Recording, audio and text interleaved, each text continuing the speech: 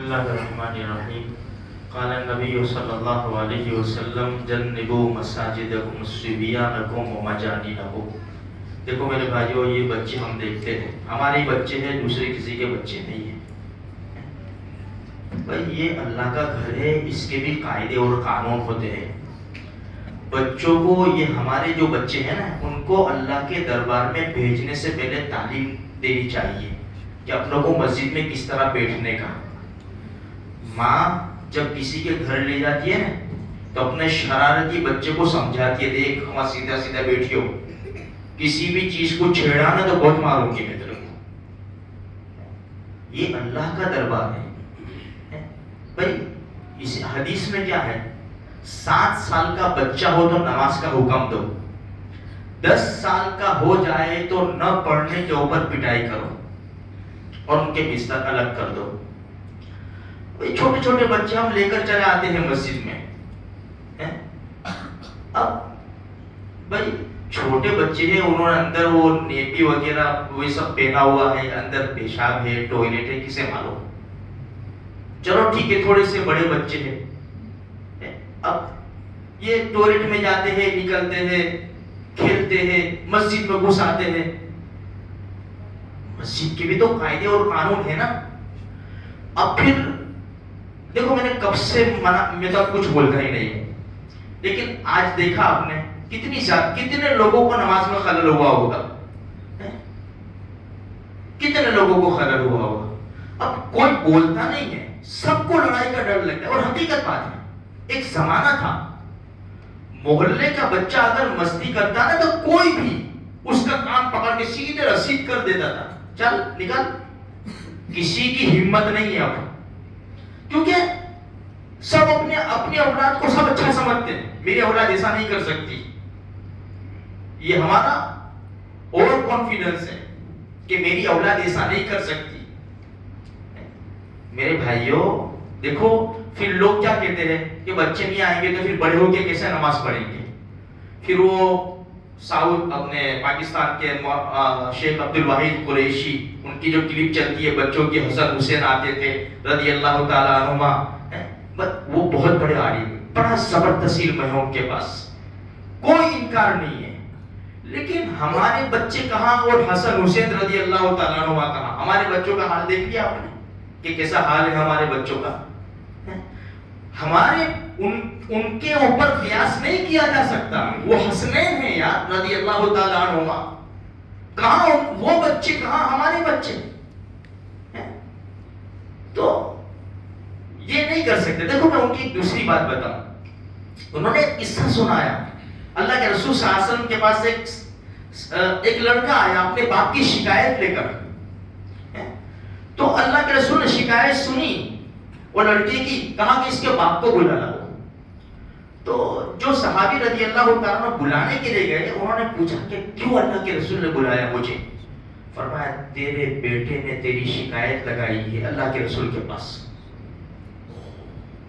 سب دل پھٹ گیا، اشعار پڑھے انہوں نے، دل کے اندر اشعار پڑھے، زبان سے نہیں. جب وہ آ رہے تھے اشعار پڑھتے پڑھتے، اللہ نے جبریل کو بھیج دیا. جب اس کا باپ آئے نا تو اس سے پہلے اشعار سننا کہ تو نے کیا اشعار پڑھے. وہ تشریف لائے نا. یہ مفتی شفیع صاحب رحمۃ اللہ علیہ نے بھی یہ معرف القرآن میں 15ویں پارے میں وَقَضَىٰ رَبُّكَ أَلَّا تَعْبُدُوا إِلَّا، اس کی تفسیر میں یہ واقعہ لکھا ہے. دوسرے بھی مفسرین کرام نے لکھا ہے. جب وہ تشریف لائے تو کہا کہ پہلے وہ اشعار سناؤ جو تم نے دل میں پڑھے. تو حیران ہو گئی، یا رسول اللہ، اللہ ہمارا ایمان بڑھاتا ہی جاتا ہے. یہ تو میں نے زبان سے بھی نہیں پڑھے کہ میرے کانوں نے سنے ہو، دل ہی دل میں. جو انہوں نے اشعار پڑھے میرے بھائیوں، اور عجیب قسم کا اس کا ترجمہ کہ یہ میرا بچہ تھا، مجھے اس سے بڑی امید تھی، اس کو پروان چڑھایا، مجھے امید تھی کہ جب میں ڈھیلا ہو جاؤں گا یہ کام آ جائے گا، یہ کرے گا، وہ کرے گا، میری خدمت کرے گا. لیکن اس نے تو اللہ کے رسول کے پاس شکایت لگا دی کہ میرا باپ میرا مال خرچ کرتا ہے. اللہ کے رسول ناراض ہوئے اور اس کو کہا کہ چل جا، نکل، انت ومالک لابیک، تو اور تیرا مال تیرے باپ کے لیے ہے. بس یہاں ان کی کلپ ختم ہو جاتی ہے. اب لوگوں میں چرچا ہے کہ بھائی اولاد کا مال باپ کا ہے، کیونکہ حدیث میں یہ ہے انت و مالک لابیک، تو اور تیرا باپ تیرا مال، تو اور تیرا مال تیرے باپ کے لیے ہے. تو بہت سے پوچھ رہے کہ بھائی یہ اس کا کیا مطلب ہے. یہ حدیث بھائی بالکل صحیح حدیث ہے، لیکن اس کی تشریح میں جانا پڑے گا. ابو ہریرہ رضی اللہ تعالیٰ عنہ فرماتے ہیں کہ جو اللہ کے رسول نے یہ فرمایا نا انت و مالک لابیک، تو اور تیرا مال تیرے باپ کے لیے ہے، اس سے مراد خرچہ ہے. اگر بیٹا باپ بوڑھا ہے، خرچہ نہیں دے سکتا، تو اس کے مال میں سے اپنے خرچہ جتنا پیسہ نکال سکتا ہے. پورا مال باپ کا نہیں ہے، ورنہ وراثت کیسے چلتی؟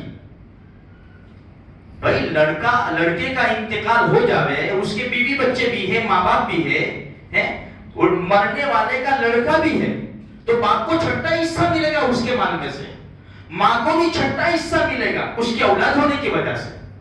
تو اگر سارا مال باپ کا ہی ہے تو پھر وراثت کیسے جاری ہوگی میرے بھائیوں؟ تو اس کا حصہ نہیں، ہم آدھی ادھوری باتیں سن کر آتے ہیں، پھر ہم کلپیں ڈال دیتے ہیں کہ مولوی صاحب تم کہتے ہو کہ بچوں کو نہیں لانا چاہیے، دیکھو یہ مفتی صاحب کیا کہہ رہے ہیں. بھائی اس کی پوری حدیث کی تشریح لاؤ تو اب یہ حدیث کہ بھائی تم اپنے بچوں کو، تمہاری مسجدوں کو بچاؤ بچوں سے اور پاگلوں سے. یہ حدیث میں جنبوا مساجدکم صبیانکم و مجانینکم، کہ پاگلوں سے اور بچوں سے تمہاری مسجد کی حفاظت کرو. کیوں؟ بچوں کو پاکی ناپاکی کا کوئی اندازہ نہیں ہے. دوسرا آ کر ادھر ادھر مستی کریں گے، امام کے پیچھے پڑھیں گے، تکبیریں بولیں گے، لوگوں کی نمازوں میں خلل ہوگا. اس وجہ سے ہم انکار نہیں کرتے، ہمارے بچے ہیں، نماز پڑھیں گے، ضرور پڑھیں گے، لیکن ادب احترام کے ساتھ. بڑوں کا احترام کریں گے. بھائی بڑے حرم میں آ جاوے، بچے پیچھے چلے جاوے، حرم کے باہر نماز پڑھے بچے، بالکل سکون اطمینان کے ساتھ نماز پڑھے. ہمارے بچے ہیں، ہم کو تعلیم بھی دینی چاہیے.